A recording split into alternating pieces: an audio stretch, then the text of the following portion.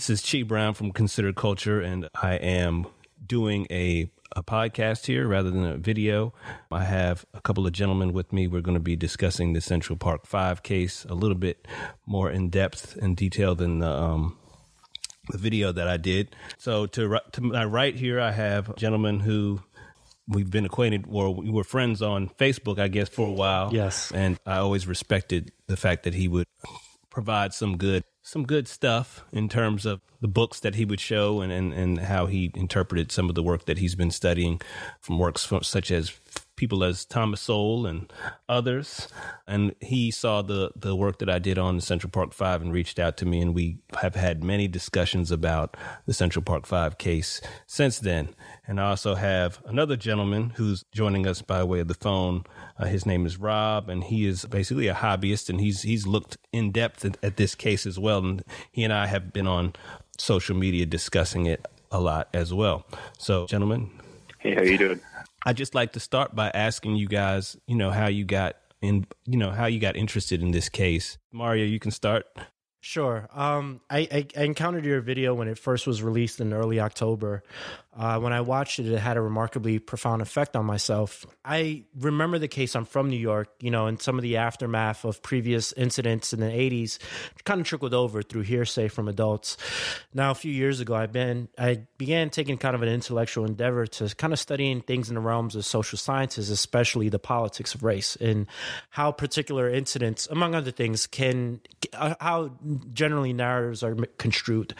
So, when They See Us was released in June of 2019, there was a lot of hoopla about it. I was already skeptical because the filmmaker Ava DuVernay, I knew she had agenda. I knew that intellectual stature wasn't her strong point. I watched her previous film. There was one prior, the documentary, The 13th, and as well as reading the book that it was based off of, Michelle Alexander's The New Jim Crow, which is wildly popular. But I find that both bodies of works are incredibly deliberately disingenuous and anti-intellectual, anti-objective. So when Ava DuVernay released this film, I was skeptical. I didn't watch it. I watched one of the testimonies prior to watching your film, Corey Wise's testimony, and from what I gathered, I did not find the popular mantra of coercion.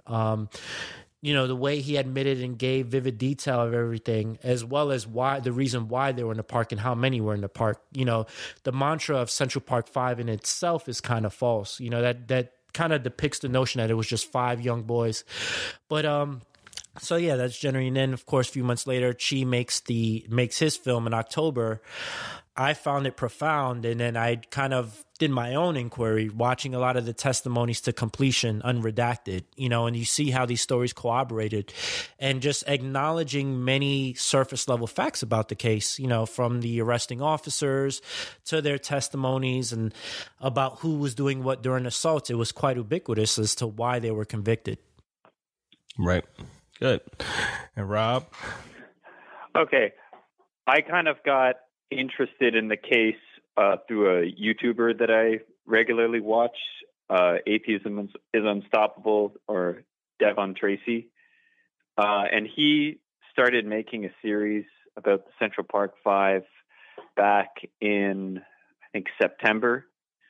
And I had not really known much about the case before that, but I saw him release a promo, and I had heard about the Central Park 5 because I follow politics a lot, even though I'm not, in a political major or anything like that. I'm in a STEM background.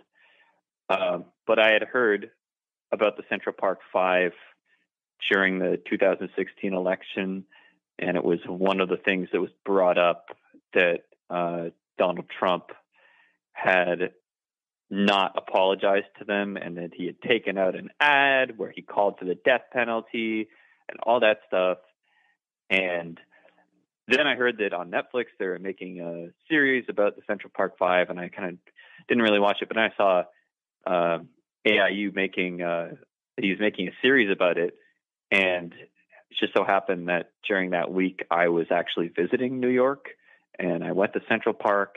And I thought, oh, okay, this is where all this stuff went down. And then I decided I was going to research the case more.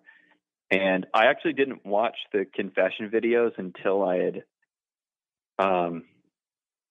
had put like probably about at least a month and a half's research into the case. Like I had already read the Armstrong report and the Ryan affirmation, and I think the judge's report as well, until I actually started watching the videos. And I gave the other side a fair hearing. So I actually watched the Netflix series start to finish. I later watched the Ken Burns documentary from start to finish. So I gave the other side a fair hearing, and I have to say, like, it was reading the Armstrong report, as devastating as it is.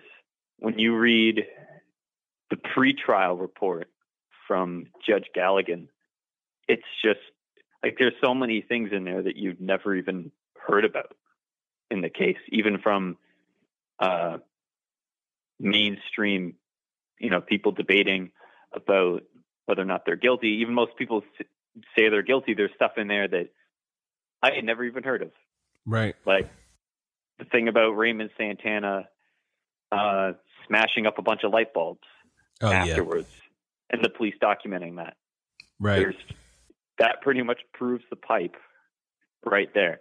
And then after I looked into this case, I started looking into other cases that had to do with the Innocence Project and all that stuff. And I just realized how much disinformation there is out there in regards to how the law works, how the police work, how DNA evidence and forensics works. And that is real. I'm not in a biology background or anything like that, but I do have a little bit of knowledge of, the scientific method and all that, and how confidence intervals work. And hearing people like Whoopi Goldberg say on TV, "Oh yeah, there's a lot of things in this world that lie. DNA ain't one of them." People thinking that DNA evidence is an exact science, not knowing that, like in science, you have uncertainty, and that comes into play a lot in the field of forensics, as I understand it now. Right. And that comes in a lot in this case. So yeah, and I think that's probably one of the things that we've all kind of seen here is basically these arguments that other people are bringing. I guess we've all been on social media. We've all kind of gotten I don't know about you, Rob, but definitely me and Mario have gotten into many discussions and debates with other people about this case. I have as well. Yeah. So what are some of the main arguments that you're seeing from other people, I guess? And I guess, Mario, you can start off with that. The one of the main ones is typically the popular one of the DNA evidence. When Matias Reyes, the serial rapist and murderer, had came forward in 2002, the way the media projected it is that it was a done deal, simply for the fact that the DNA evidence that they extracted didn't link any of the 5. So therefore, it's a case closed incident. And the fact is that the 5 not being linked to that DNA evidence was acknowledged by the prosecution and investigators. That wasn't anything new or profound. What was new was the fact that Matias Reyes had claimed to have acted alone. So therefore, this seems like an open shut story. And that's what, to my understanding, that I've watched the Burns documentary. I couldn't stomach When They See Us, but that's it. Him getting acquainted with Corey Wise, he grew humanity somehow, some way. But of course, that neglects many things, including his initial acquaintance with Corey Wise while they were locked up at Rikers Island shortly after. So, that's one of the hallmark arguments that is made. The same thing with coercion. which seems very plausible. I know people like my brother who worked with a lot of former law enforcement. They would kind of use questioning tactics. But if you watch the testimony itself, there was no coercion. And for those that were juveniles, 15 and under, their parents were present, everything they said was volunteered. They were not fed lines to repeat. They pieced in the gap. And as far as I know, people ridicule them as snitches. They didn't just give out names. If you listen to some of them, like Raymond Santana, they even gave out addresses, full on addresses. Yeah. So it's like at the end of the day, you asked me. That's the main argument is the DNA evidence and coercion. Right. And it's interesting to me because there hasn't really been, if you look at the second investigation, they didn't find any coercion. I think they state that in the Armstrong report as well as the pretrial report that you were speaking of. They said the police acted, properly. So I don't know how this idea of coercion has come about in the public. I think it's something that they've been saying since their first trial. In the first trial, they actually bring up the coercion argument. That one of their attorneys, at least one of their attorneys, did try to use the coercion argument, and Elizabeth Lederer basically smacked him around and brought some witnesses. She asked, I think it was Antron's father about the coercion, and he basically said, no, that these stories were all stories that my son basically stated. They didn't feed him the stories. And they even say themselves, if you listen to them in interviews on, I think, Hot 97 or 106, they said, and on the Burns documentary, they basically say, oh, we made something up. So the question is, how do you all make up a story that's so similar from start to finish, that has all of these details that are the same? It doesn't even make sense. Go ahead. Yusuf Salam now said something a little different, but we'll get to that later. He said something different recently. What did Yusuf Salam say? Oh, no. He now claims that he wasn't even coerced and that the detectives faked his testimony because he didn't have a video statement. He says, or he alludes to that in an interview, but I think he's gone back and forth on that. Yeah, and that speaks to many of the changes that their story has seen over the years. Back in '89, well, the first thing we know is that in their video testimony and their written statements, they say that they didn't penetrate the woman, and we can talk about that when we talk about the DNA a little bit more, but they didn't penetrate her, but they were there holding her down or fondling breasts or any of the other things that they stated. They went from that, and then I guess they realized, I feel like that, they were all sitting in this tight space together where they were able to discuss the case, and they basically said, well, we can't say rape because you know how the rape is going. They'll lock us up forever if they find out we raped this white woman. You know what I'm saying? So now, they decide, okay, we need to change our story a little bit, and that's when they dropped the rape. But they were still okay with saying, yeah, we beat up all these people in the park. They were fine with that for a while until now that public opinion has shifted so much that they are now regarded as these people were such victims and such like that. But Rob, if you could, if there are any other things that you could mention that may have come up. I realize there's so many of them, and they can kind of be like, the main is obviously the DNA and the coercion and stuff, but I find that countering the claims is kind of like playing whack-a-mole. I heard that from another podcast. It's Lisa O'Brien, Clear and Convincing, where she's talking about the claims that Rodney Reed supporters will make. And yeah, and because I see this, in your Instagram comment section, you're trying to argue with someone, and then you refute what they're saying, and they just bring up like 12 other things. Right. Like they can't keep on one topic. They just start bringing up other stuff. And some of it, like I think it can be put into a few categories, but one interesting category, it's just you go on Instagram and you click like hashtag Corey Wise, there's Instagram accounts like Central Park 5 Instagram accounts where they'll post like 1-minute videos of the confessions where they're like nitpicking like a minute from a confession video, and they'll be like, oh, you hear those voices in the background? That's people screaming because they're being tortured. It's like, well, it's a police precinct. It's a pretty loud place. Right. I'm sure there's criminals everywhere yelling about stuff. Right.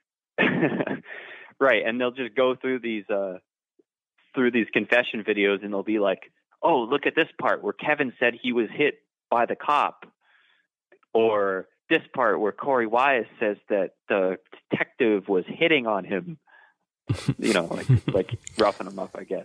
Right. But I'm trying to think of a few. Oh, okay. And then there's, I guess, the more intellectual side, like I guess the Sarah Burns side, where they'll actually try to refute some of the evidence, mm-hmm. and to be at that level requires you just straight up lie. Yeah. Because I've heard a lot of people, because at the trial, one of the pieces of evidence, it's a misnomer when people say that there was no physical evidence presented at the trial. There was physical evidence, and one piece of physical evidence that was presented was 3 hairs that were consistent with the jogger's hair under microscopic analysis. Right. And Elizabeth Lederer might have misspoke at one point and said that they were a match, but the forensic analyst, when he was on the witness stand, said that it was consistent, and he explained that doesn't necessarily mean it's a match. And I think the judge even told the jury to listen to the testimony instead of arguments from the lawyers. Right.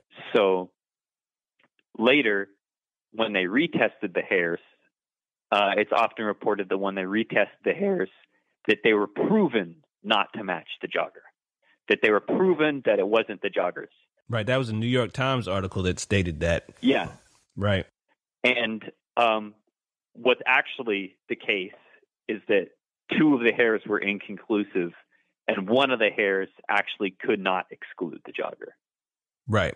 So at least one of them, the jogger was not excluded, which doesn't mean conclusively that it's hers, but you can't say that it proves that it wasn't hers either. Exactly. And that's the problem I'm having a lot, is that the media will cause a lot of this confusion, or basically they're stating things that just isn't true. And that hair article is one that I've seen multiple times. People will throw it up in front of me and say, here's proof that those hairs didn't match. But just like you said, if you actually look at the report, and Nancy Ryan's own report says that it was not, that the hair was not excluded. Right. Her report, as well as the actual LabCorp. I think LabCorp was the corporation that did the actual testing of the hairs. So yeah. And prior to that, it was the New York City Police Department. And I've never heard anyone bother to refute that, except for us right now. Right. I've never heard. Eric Reynolds has a lot of stuff to do. Linda Fairstein has a lot of stuff to do. Michael Armstrong. I don't think Michael Armstrong addresses the hairs in his thing. He just goes on about the blood stains and the semen stains, which is good. Right. We're not DNA scientists, but when it says in Nancy Ryan's own report that, and also you don't need the hairs to convict a Central Park 5. Yeah. Even if those hairs are not Trisha Miley's, okay, well, they could be Patricia Dean's hair. Patricia Dean is one of the bicyclists they attacked. So I don't know if they tested hers, but that just proves that Kevin Richardson was groping women on bicycles. So, if he's out there doing that, you don't think he's capable of doing something a little bit more? What if they had caught the cyclist? Yeah. Right. That's the point that AIU made in one of his videos. What do you think would have happened if they caught the woman on the bike? That's a good question. Thankfully, they got away. Yeah. And I guess that leads to the question, did why? How is it that they can come to now say that they weren't involved in these other attacks? Like now we're dealing with people who are now going on interviews and saying that, hey, we weren't there. I mean, we didn't do that, or we were just what did Raymond say? And we can pull up or they'll say that they're there. They're just being followers. Yeah, right. They were just hanging around in the background. And I think in one interview, Raymond starts talking. He's there with just Yusuf in the interview, and he starts talking about, "No, I heard that a homeless guy got beat up," and then Yusuf's like, "Oh, I saw that. Yeah, that was messed up." It was like, "Yo, yeah, we know you saw it." Okay? Right. And I think I have that. Well, I don't have that exact one, but here's a clip right now. A run of Raymond being asked about that night.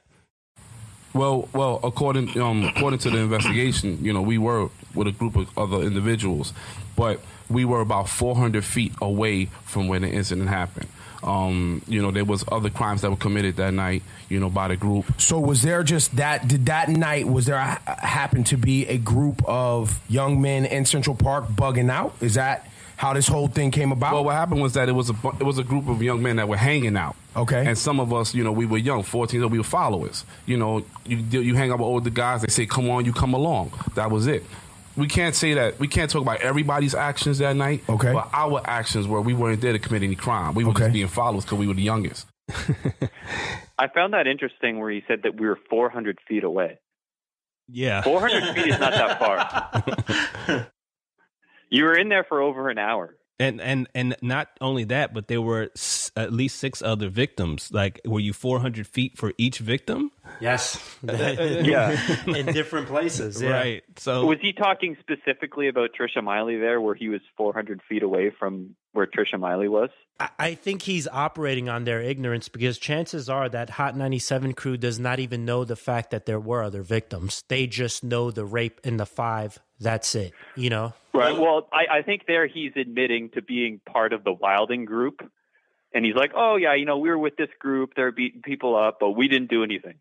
right. Almost like exactly what they told Eric Reynolds the first night. Yep. So. And then he confessed it, and that corroborated with his testimony, because Lederer asked him about that. When the cops encountered you, you told him that you weren't with the group. He's like, yeah, he says it very assuredly. And also Raymond Santana, if you watch to the end of his interview, Lederer asks him, she's like, what were you guys planning to do when you went to the park that night? And he's like, yeah, because I thought we was going to, what did he say? Beat people, take bikes, take beat people Walkmans, up, take bikes, and take money, rob people, get money. And another thing which does not help Santana's case, again, is it's how the other stories have corroborated, not just with the 5, but others. Raymond is acknowledged as the ringleader of this. We do know that no later than at least a day prior, he did conceptualize this. Michael Briscoe says that he was reminded of it was a day prior. He says, hey, remember tomorrow at 8 o'clock, we're going to go to Central Park. We're going to go Wildin'.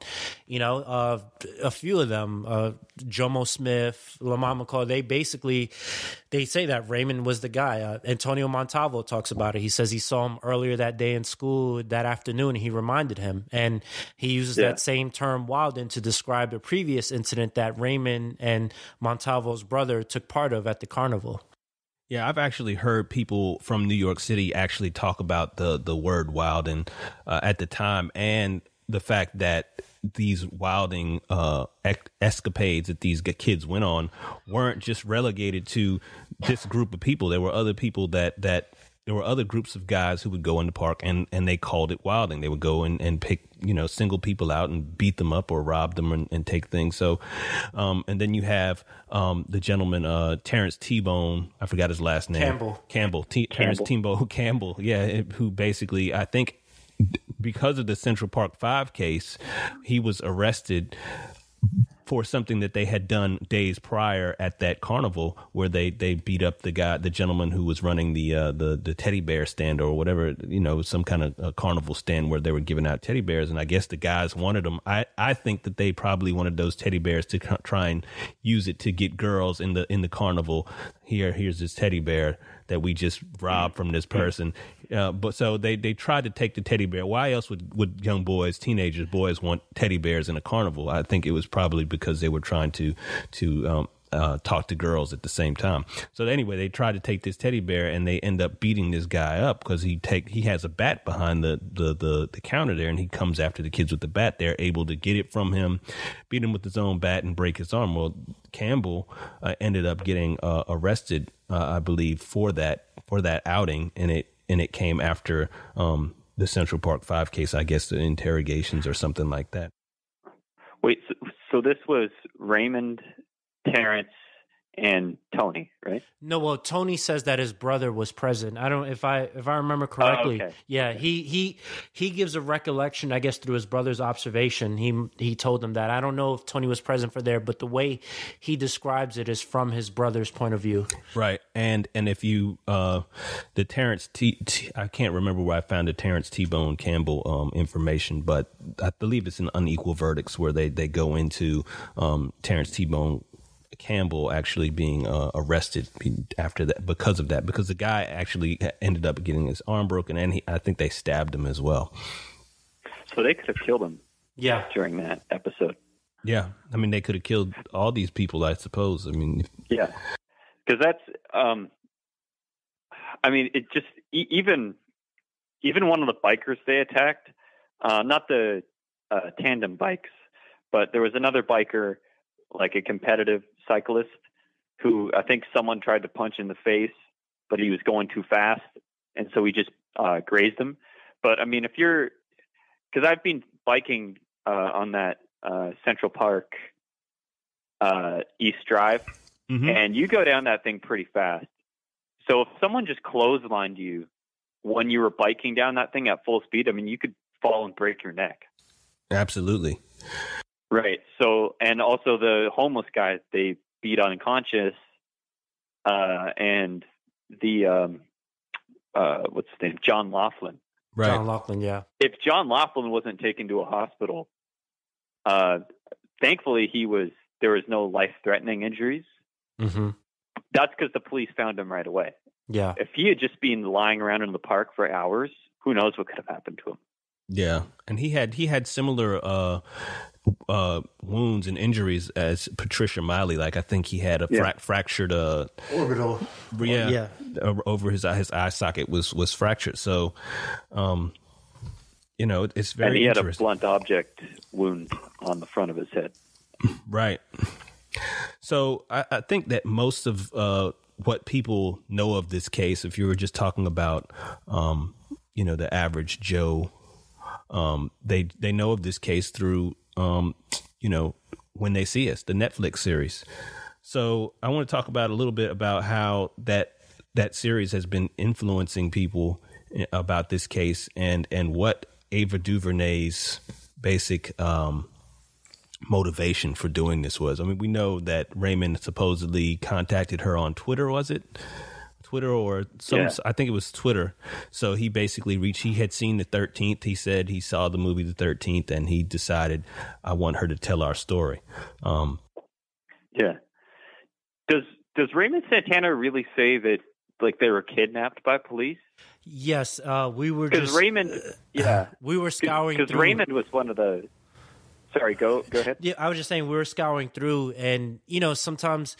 Now, granted, this was a few years ago. One of their, they have a tendency of, I think more so when the Ken Burns documentary came out in 2012, they were doing public appearances from 2012 to early 2013, and in his Hot 97 interview, one of them, I forgot who else. I think Yusuf is present as well.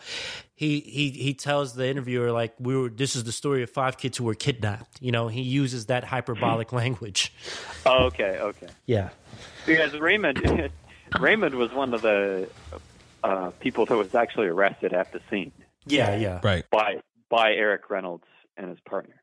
Right, and I think that's a thing that the When They See Us kind of gets people upset is because they feel like these guys were rounded up afterwards. A lot of them. Well, they don't show in the series Raymond Santana being arrested, and because Raymond Santana was arrested with Steve Lopez, Yes. And of course, the series doesn't even have Steve Lopez there anywhere, which is interesting. I was telling Chi about this, and if you go through the credits, like the end credits for the When They See Us Netflix series, you know how even sometimes with television shows and movies, characters that are extras and they only have like one line will still have a name in the script, and you can watch the end credits, and they have Clarence Thomas there. They have, I think they have Lamont McCall. They have Mike Briscoe. They have all these other people, but they don't have Steve Lopez, which I just found a little bit weird. Yeah, But they do show Kevin Richardson getting arrested. Of course, he gets hit in the head with a helmet. Right. That would happen. But the thing that's interesting to me, I think the reason why she would elect to not put Raymond getting locked up is because then you have to show them all together, like running from the police. Like that particular portion, they were all, together, and it doesn't make sense to have that if you want to try to present them as these innocent guys. You'd also have to show them being arrested by a black officer, which kind of hurts that narrative. Eric Reynolds has a vivid recollection of when they came out the park at that entrance. He remembers seeing Raymond and Steve Lopez and them, what you had mentioned before, which corroborated when during the testimony, they saw the other pack, they stood idle while the pack left. Eric Reynolds was observing them, seeing them as a cohesive unit, and they stopped and said, hey, they were trying to rob us, and during his testimony, let her ask him about that, and he confirms, we lied to the police and said that they tried to rob us.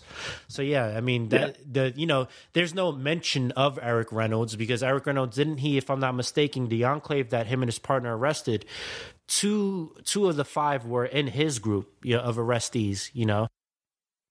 Yeah, I think Raymond and Steve were both apprehended by Eric Reynolds, and Kevin Richardson got apprehended by Eric Reynolds' partner. Robert Steele, if I remember correctly. Robert Steele, he used to refer to him as Robert Bobby. Powers. Powers, there you go. Robert Powers, there you go. Powers Steele, that's all works in the same. So back to Ava DuVernay. What do you guys think about her motivation?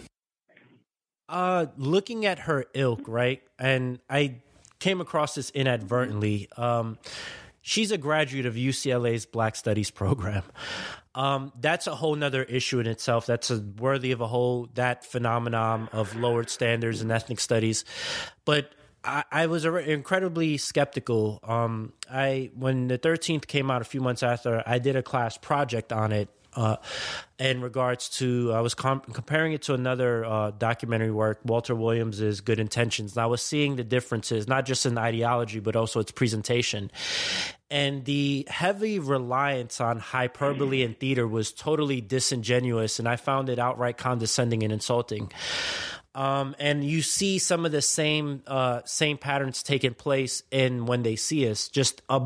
Let's just be quite honest. The overwhelming majority of the film is of deliberate fabrication, from the police using racial epithets and incessantly, to Linda Fairstein coming down that night to the precinct and saying, we got to round up some random black kids in Harlem to pin this on.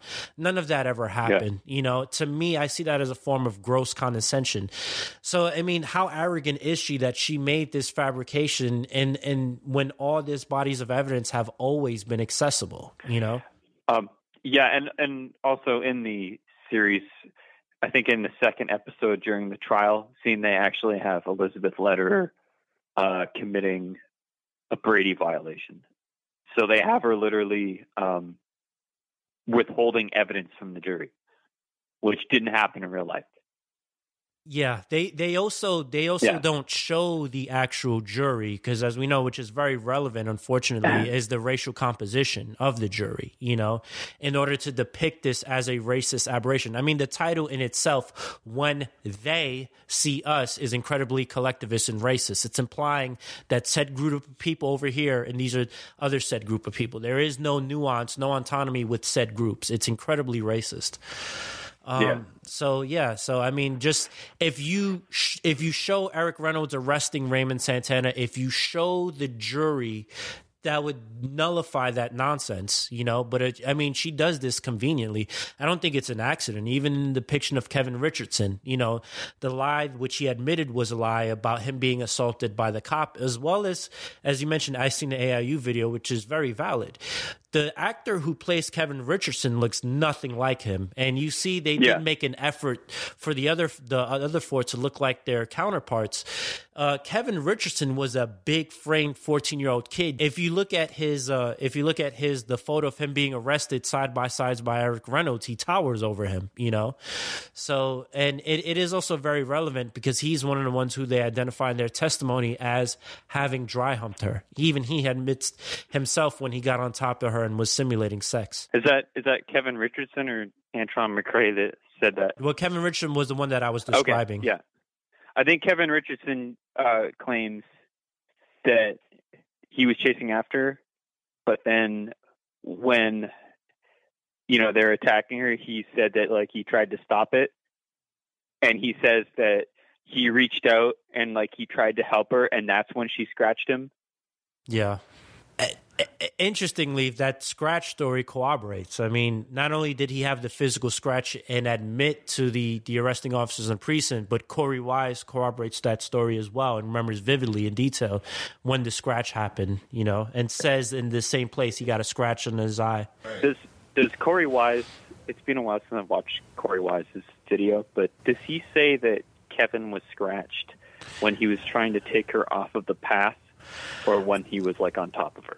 I don't remember exactly what the details were, but I remember vividly he says that she was fighting them off and that she scratched Kevin.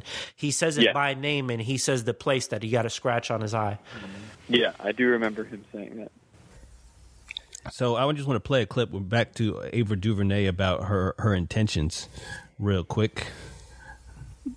My goal was to humanize boys and now men who are widely regarded as criminals. And in doing that, to invite the audience to reinterrogate everyone that they define as a criminal. And that to me, that part, just, you know, her wanting to, she wants this to be something that makes everyone see every black child as innocent.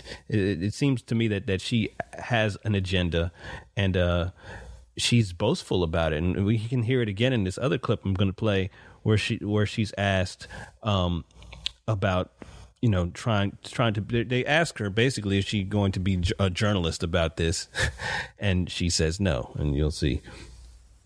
Do you ever find it difficult to remove your personal opinion or your personal feelings? Or do you ever feel like there were moments where you felt like you were almost too close and had to take a step back in order to give the story the justification that it needed to be told unbiased? Oh, this is not unbiased. Well, you know what I mean? Like this is completely slanted. So obviously she's boastful about this. She's not shy about saying that she's basically changed the story up. It's incredibly arrogant and disgusting, and it's one of the chief reasons why I began studying what I'm studying, because she says it's slanted. You can't slant the facts. The facts are the facts. It's nothing, you know, disputable. And it goes to show you unfortunately she's making a lucrative living doing this, right? And then the five are now enjoying a degree of celebrity, right? They, after winning their lucrative settlement from New York in 2013, and now with the release of this film, it's like it's become a cash cow where now these guys are making public appearances. They can demand large sums of money to speak in colleges and elsewhere. So it's disgusting. You know, it's a factual thing. It's a factual matter. You know, it's not your personal opinion. Like, the facts of the case are there and have always been accessible. It's nothing esoteric. She believes that it being slanted is a good thing, though, because she believes that it's slanted. Like, oh, okay, so they were demonized in the press, but now we get to hear their story. Right. Which I think she's also exaggerating the amount, because that's something they always complain about, is how much everyone was against them, which I think is something that she's exaggerating just a bit. That could also infringe on her ridiculous title of "When They See Us." You know, one of the things that many commentators and historians have alluded to is the sentiment of the community around them. You know, and especially you got to put things into correct context.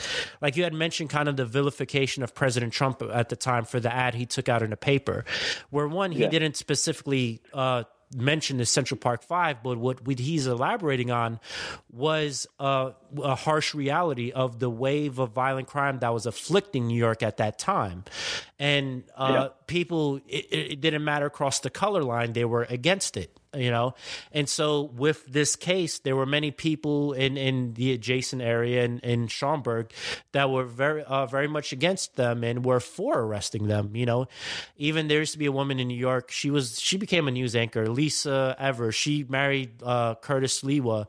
She was talking vehemently of how these individuals should be tried and given a death penalty for the rape of her. You know, and so see that repudiates that racist collectivization that's inculcated from this narrative, you know, and it has ramifications in other incidents. We were, me and Chi, we have been talking in the past about the infamous Bernie Goetz incident in 1984, you know, about the guy who armed himself after being assaulted and the kids were acquitted. 4 black youths went to accost him on a train. He shot 2 of them, the other 2 got away. You know, it crossed racial lines, but the sentiment of people in Crown Heights and other ghettos were like, yeah, we agree with him. These streets are dangerous. There's nothing we can do about it. You know, police presence is not there. They're not going to come in the nick of time, you know? So, you know, her slanting things, it's for her own benefit, and she does not feel the adverse effects of her polarization. Right, and I think it's important to note that public opinion has shifted so much, and the way that people deal with race relations in general, I think, has shifted quite a bit since 1989. You know, even shortly after this attack on Patricia Miley. If you read the Unequal Verdicts book, there's a portion that says that residents of the Schaumburg Plaza, this is where these guys lived, or 4 of them lived. The residents held a prayer vigil for Patricia Miley, knowing that she was, in a coma and would possibly die. I don't think you would see that kind of reaction today from many blacks in communities. Like, if this had happened today with all of the racial tensions, I guess suppose that there are, or that the media plays up on, I don't think you could see that kind of reaction. And I think that these guys know that. I think that they're well aware of times changing, and I think me and Mario have discussed that maybe the Burnses were instrumental in letting them know that, hey, if you do this documentary, the public opinion will shift. What do you guys think about the shift in the public's opinion over the years, and how that's played into how they've been able to kind of get away with saying things that just aren't true? Yeah. I think that up until that Ken Burns documentary, or maybe a few years before that, is when they were still admitting that they were guilty of all the other assault charges. Because I think back then, like, the only thing that was really disputed at the trial to them having their convictions overturned is the attack on Trisha Miley. Everything else is pretty much, if you know the case, then they're dead to rights. They're dead to rights on all the other assault charges, and it's almost irrefutable. But now, because back in 2003, they used to admit that they were involved in all of that. In fact, I think Yusuf's defense, or his lawyer's defense, was, hey, look, he couldn't have been involved in the attack on Trisha Miley. He was busy beating these people up over here. That was one of the main defenses back in 2002. But in 2013, when they came out with that documentary, then it became they're innocent of everything. Yeah, I just want to add, in Raymond Santana's parole hearing, he admits that. He says, I regret going into the park and I regret engaging in all these assaults that night. You know, he says it quite explicitly. And I think at that parole hearing, he even admitted to being one of the ringleaders, if not the ringleader, because he said he formulated the plan with about 8 other friends. I haven't read that part. I need to go back and look for that one. But I think the Armstrong report even mentions that he had admitted to forming the plan with about 8 other conspirators. I think one of the most disgusting things that's come out of, I guess, Ava DuVernay and the Central Park 5 supporters is when they used the momentum of saying that these guys were falsely convicted and it was really Mateus Reyes, and they then take that to not only blame the police for falsely convicting them, but they imply that it was the detectives and Linda Fairstein. Every other rape that Mateus Reyes committed is therefore their fault. When they say that, oh, if they hadn't been focused on the Central Park 5, they could have stopped Mateus Reyes. The murder that he committed is therefore the fault of the police. Yeah, I actually did hear that there was a woman, I don't know if I should name drop her. She kind of prides herself as like a conservative commentator, and she's taking the affirmative in their innocence. And she, as a retired law enforcement, she actually espoused that nonsense too, as if the cops knew Mateus Reyes was on the loose. And then secondly, I mean, it wasn't like the cops were just prowling around Central Park for just to round up random kids. They were responding to a series of calls that were happening, you know, they were responding to a series that there were multiple calls coming in of a roving band of youth that were assaulting people, you know. Not to mention the fact that they didn't even know that Patricia Miley was out there for at least 4 hours after these kids were rounded up. And then they were sending kids home. They sent, I think it was Clarence Thomas and what's the little one? Antron. Not 13-year-old. Briscoe? No, Lamont McCall. Lamont McCall. They sent Clarence Thomas and Lamont McCall home because they had interrogated them. They got their story on the attacks, and they figured, okay, they're good to go. They'll send them to family court, and they'll do whatever they do to these kids, and that'll be it. It wasn't until they found out that Patricia Miley was in the park that all hell breaks loose, and Kevin Richardson tells. I think Lamont McCall and Clarence Thomas were let go the following morning after they had discovered that Tricia Miley was attacked. That means even after they thought that there was a suspicion among Night Watch, the homicide detectives, that they might be involved. So you would think that would be the time they say, okay, let's coerce them into confessing. 2 kids were interrogated first, and they were both let go. Yeah. Right. So and I just want to say this because I have been talking to some people online, and there are some people who are somewhat reasonable and will say, okay, they were involved in the assault, but it was stupid to think that just a bunch of kids that are just harassing cyclists or whatever, they'll try to minimize all the other assaults, who are just horsing around in the park, would be involved in this gang rape. But they don't know. They think it was just police being lazy, assuming that this Wilding group must have had something to do with the attack on Tricia Miley. But they don't know how the police actually made that connection. So it actually says this in the pretrial report, that after Tricia Miley was discovered and brought to the hospital, I think it was about 3 a.m. at that point. And I think this is before they called up Eric Reynolds at the precinct. But at the precinct, they were in the, I think a lot of them were asleep, and they're going to let them go. And the reason they couldn't let them go yet is because Raymond's father, his father hadn't shown up yet. Yeah. So meanwhile, Tricia Miley's at the hospital, and some of the homicide detectives show up to start their investigation.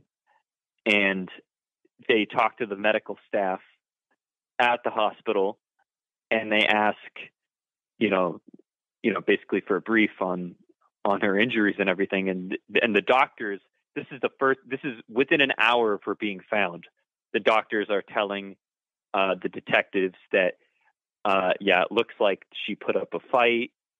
There's bruise marks on her knuckles and on her hands, and it looks like she was attacked by multiple people. And they told the detectives that she had a blunt object injury to the back of her head, and that was one of her injuries. And so then the detectives at the hospital, I think one of them's Detective Rosario, and I think they go and ask some of the other, because I think at the same hospital is the hospital where John Laughlin was at. And so I think they were briefed on some of his injuries, and that's how they determined that whoever attacked John Laughlin with the blunt object, with the pipe, is probably the same person who attacked Trisha Miley. And that's when they decided that this group might have had something to do with it. So you're telling me from when they see us that Linda Fairstein finding about this and running down to the precinct and saying we just need to round up some random black kids in Harlem, that's not what made the connection? I thought that was valid. No, that's total nonsense. Linda Fairstein, I don't even think came into the precinct until well after the investigation was already underway. Yeah. And we should also talk about the Antron McCray turning himself in. Now, this is another little known fact, but Antron apparently turned himself in at some point that evening. Well, I think it was around midnight, that he and his parents, I don't remember if it was it may have just been his mother, but I can't recall exactly which parents were with him, but he turned himself in, and this is before, I guess, they found out about or connected them to Patricia Miley, and they sent him home as well. Yeah, I think the pretrial report mentions that they had in custody. I think this is after Clarence Thomas was in the car and started crying that we know who did the murder. It was Antron McCray. Mm-hmm. So even after he had said that might have even given them probable cause to arrest Antron McCray. But Antron McCray shows up at the precinct at about 12 o'clock at night with his mom. And he's like, can we be of any help? And I think Robert Powers, who's the same guy, I guess, if Robert Powers is the same person that hit Kevin Richardson over the head with a bike helmet, right? I guess he's supposed to be this like super racist person looking for any excuse to arrest black kids. So you'd think that if a black kid just showed up turning himself in, he'd be like, oh, this is great. But Robert Powers, I think, goes back and he says, should we detain him? And then he comes back out and he talks to Antron McCray and he says, look me in the eye and tell him the truth. Were you beating up anyone in the park tonight? And Antron's just like, no. He's like, oh, okay, we'll get out of here. I think they knew they were going to pick him up the next day. I guess he just didn't feel like detaining him that night because that would have been another juvenile that they would have had to deal with. Yeah, and they would have to, well, if his mom was escorted with him, but I think that the process for juveniles is a bit more arduous too. And I mean, to caveat the remark you made earlier, I mean, if you're going to pick a kid to beat up, look how small Antron was comparable to Kevin. I mean, wouldn't he have an easy time working with him? You often hear that people are, these kids were held for a long time, and Mario, you just kind of explained that reason, but that reason had to do with the fact that they have to go through this process when they're dealing with juveniles, and they only had one room. They had rustled up some. I don't know how many kids they had rustled up at that first night, but it was enough that they had to wait for each one of their parents to come before they could begin the questioning process. And a lot of people think, they just held them there for no good reason other than to be assholes, I guess it was. But well, the cell, and when they see us, to my understanding, is that they're food and sleep deprived. The room that they're taken to is dark. Their parents are not present. Some of them, I think Kevin Richardson is literally handcuffed to a chair. Or the police are using deception to try to get their parents to leave at convenient times. Or Raymond Santana's grandmother didn't speak English, Right. which is actually completely wrong. Right. She did speak English. Right. So yeah, I'd like to try and go into some of those things about that particular argument. Is there any other thing that you can think of for reasons for what is another? So I guess let's address the food argument. I mean, they all had food, right? Yeah. In fact, their parents were allowed to. The only time their parents ever left the precinct was to get them food. Was to go across the street to like the convenience store, McDonald's or whatever, or the pizza place to get some food to eat. Right. And I think there was only one parent that didn't go out and get there was one parent that stayed behind and decided not to get their child food. I believe it was Lamont McCall's mother who decided not to go out. That might have been after Lamont McCall was released and then taken back into the precinct, because in his video, Lamont McCall's video, I think is after it's after at least 3 of the other videos. But that's like 24 hours.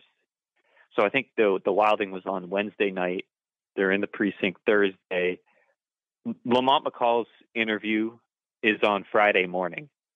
And that's when his mom says, "Oh yeah, we haven't eaten since yesterday." And Elizabeth Lederer is like, "Oh, well, we could stop the interview and you can eat something and we can come back later." And then she's like, "No, let's just finish the interview, then we can go get some to eat." Right. So it's like, doesn't seem like that much of a issue and Lamont McCall wasn't even charged with anything. Yeah. Right. So he's the only one who hadn't eaten, and he's not charged with anything.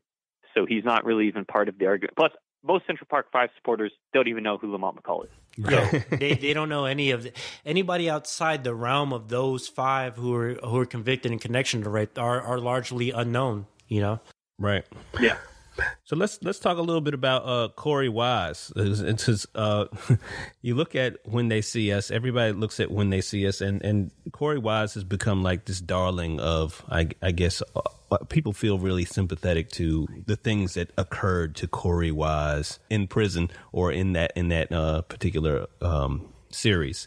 So, what struck me about that is that, as I think AIU points out, that in prison there's a scene where he's a lot of scenes he's harassed by white people.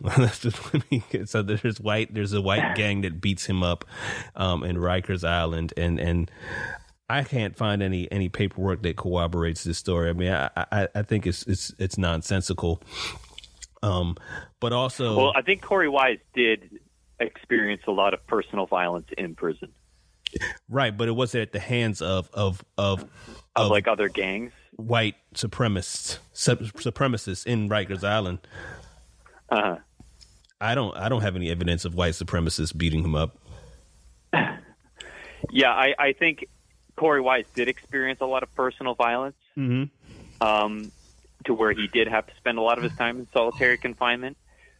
But I think that's very common if you go to Rikers Island. People get beaten the hell out of. And I think Corey Wise also, a lot of that he probably brought on himself, because I think Corey Wise has a very hostile temper. Mm-hmm. You can tell that from reading some of the trial transcripts of him just flipping out. Yeah. So what probably happened was Corey Wise started a lot of fights and got beat up, or he beat a lot of people up, and he was in all these gangs, and they would get into gang fights, and prison. But what do you think the probability is that those fights were involving white supremacists? That's my main thing. Probably very little, if any. Yeah, because I think at this point, I think Rikers Island, the prison population is like 95% black or something like that, if I was reading correctly. But it's there probably are some white supremacists there, because I mean, if you're in that 10% white prisoners at Rikers Island, you got to join some kind of gang.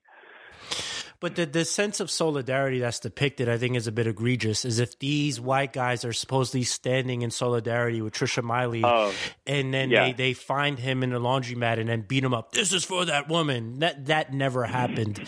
As well as early in the film, when they showed them going into the park, when they observed the assault, one of them makes a remark, "Oh, well, I got beat up by these white guys in the Bronx." That shit never happened. That's that racist collectivization that DuVernay is inculcating deliberately, you know? That was the part. I hadn't researched the case that much when I first watched the series, and that was the scene that gave me a giant red flag. Because it's not good enough for her to just not show the 5 involved in beating people up. She has to have, I think Jermaine Robinson was one of the kids that was involved in beating up John Laughlin. Yeah. Mr. Gold Teeth. The Gold Teeth. Yeah, that's the one he was able to identify. Yeah, and just quick tangent, I've also heard supporters try to say, oh, well, John Laughlin wasn't able to identify any of the 5. He was only able to identify Jermaine Robinson. That must mean that Jermaine Robinson was the only one beating him up. So not only were they falsely convicted of something Matthias Reyes did, but they're also falsely convicted of something Jermaine Robinson did. But even in that scene, they have the black guy beating this guy up, and it's not good enough for it to not be one of the 5. They have to have him have this justification for beating up this random white guy in the park. He's like, oh, I was jumped in the Bronx last week. Bunch of white dudes jumped me in the Bronx. And I think AIU made some comment where he's like, what did he say? Like, no fucking white dudes are jumping people in the Bronx. So it's a fucking lie. I'm from the Bronx. I could tell you that shit never happened, especially not in the 1980s. I don't think there's any white guys in the Bronx. Yeah, extremely, and I mean an extremely minute. There's very small enclaves, but it's not like these were some roving bigots. They were surrounded, like growing up in the Bronx, there's in the north of the Bronx is a very small enclave of like Eastern Europeans from like Yugoslavia and Albania, and then you have a section in Fordham, Little Italy, which is a very small enclave of Italian Americans, and then Riverdale, which is extremely isolated and very tranquil. It's like a Jewish community. That's honestly about it. And that all those places together probably is like 2 to 5% of the population of the Bronx. Imagine getting beaten up by Jews and Italians in the Bronx. Now, if this was 1930s, that might be believable, but they're depicting this in 1989. Like, no, that wasn't happening, and that didn't happen, you know? Even in the Burns documentary, you know, like they show like minor tidbits of stuff that was going on in the 80s, and the depiction of Bernie Goetz as like some random racist. No, he was defending himself from some kids who all had had engaged in criminal activity prior and who were able to after. So. And now let's go back to Corey Wise again. When Corey Wise gets picked up, this is also something that people often will talk to me about, is that Corey Wise, I mean, this is the main thing I think that she tries to present Corey Wise as this savior for his name wasn't on the list. Right. His name wasn't on the list. Now, my point to people is that there are 37 kids picked up. They eventually were going to pick Corey Wise up. These people were all talking. They all had mouths. They listed him. That people made statements saying him by his street name, which was Polo. It was never going to be him not getting picked up, period. Steve Lopez, if I'm not mistaken, I remember I watched it a few weeks ago. Steve Lopez actually gives out Corey Wise's address in his testimony. So he was, Steve Lopez gives his address out. So I think Kevin Richardson talks about Corey Wise as well a few times. Yeah, so there's a lot of these kinds of things that people just believe because of this. Again, when they see us as and then the thing that really bothers me is that when you watch these guys being interviewed on the Hot 97 interview, I believe was the main one where Ebro, I believe is the guy's name, Ebro asks him, about that situation. So you wouldn't have gone to prison. So the only reason you went to prison is because you were being a friend, a good friend. And he's like, yeah. And they're all like, yeah. It's like that's the perfect opportunity for you guys to say, nah, that's not actually what happened. Yeah. What happened was this, but they're not even contesting it. So even they must realize that the interviewers are ignorant, and they're going along with the ignorance just so they can be, I don't know, so they can just look better. And that to me really just shows just how far they're willing to take this, and they don't care about lying. I was just going to remark upon the thing about Corey Wise not going on the list, not being on the list, and him just going along with Yusuf because he's such a good friend. I think we were talking about this earlier, but that's based on a half truth because they actually did have a friend, Eddie De La Paz, right? Who I think it was like Yusuf, Carrie, and Eddie were all hanging out at Yusuf's apartment, and that's when the police showed up, and they were actually looking for Yusuf and the guy Polo, who's Corey Wise, and that's when Eddie said, "Oh, I'm a really good friend, so I'm going to go along with you guys." So I think when Corey Wise or whoever tells that story today, it is a true story. It's just they've dropped Eddie De La Paz and they've attributed everything he does to Corey Wise. So it's based upon a half truth, but it gets twisted because they're claiming that Corey Wise wasn't on the list. Wow. And we can talk about Yusuf Salaam a little bit too. Him now calling himself Dr. Salaam and all this stuff. But a friend of Yusuf Salaam actually contacted me on Instagram, and we had this long discussion.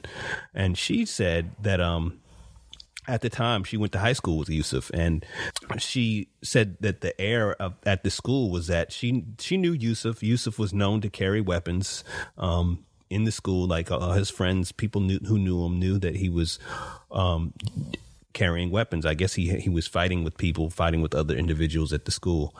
And the interesting thing that she had said to me was that the air at the high school was that he was there for the rape. They all thought that everybody at the high school thought that he was actually there, but they didn't think that he would have raped her. That he just was probably there because his friends were there. I think I kind of strayed away. I wanted to add to the point you made about their inconsistencies in regards to not correcting people when they're being interviewed. That in and of itself should show you that's one of the many red flags, because if there's this bodies of evidence that of you believing and acknowledging your roles in assaults and denying your role in the rape, and now years later you just change your tune, that should be a red flag, Like even for those that believe that, I've heard that espoused. There's people who believe that they believe they were engaged in assaults and not the rape. Well, now they're saying they had nothing to do with the assault. So does that not concern you that they're lying? No serious person says that they were innocent of everything. The people who we take seriously on this case, I can have a debate with someone who says they're innocent of the rape, but they're still guilty of everything else. But if you say they're innocent of everything, I'm not going to take you seriously. Right. Because it's pretty clear that's what, even though Nancy Ryan says their other charges should be vacated in that document, it's pretty clear that she believes that they at least had some involvement of the other attacks. Because earlier, it's only towards the very end that she argues that the other charges should be set aside. But earlier in the Ryan affirmation, she's making the argument that they couldn't have been involved in the rape because, they're at the other end of the park doing all these other assaults. So you can't make the timeline. People like to make the timeline argument that if they were down at the reservoir at this time, they couldn't have been up on the 102 transverse. But in order to make that argument, you have to admit that they were involved in the other assaults. So you can't make the timeline argument and then turn around and say that, they didn't do anything wrong at all. Because even if they, at the very minimum, were just following them around doing all these other assaults, well, they're still complicit. Right.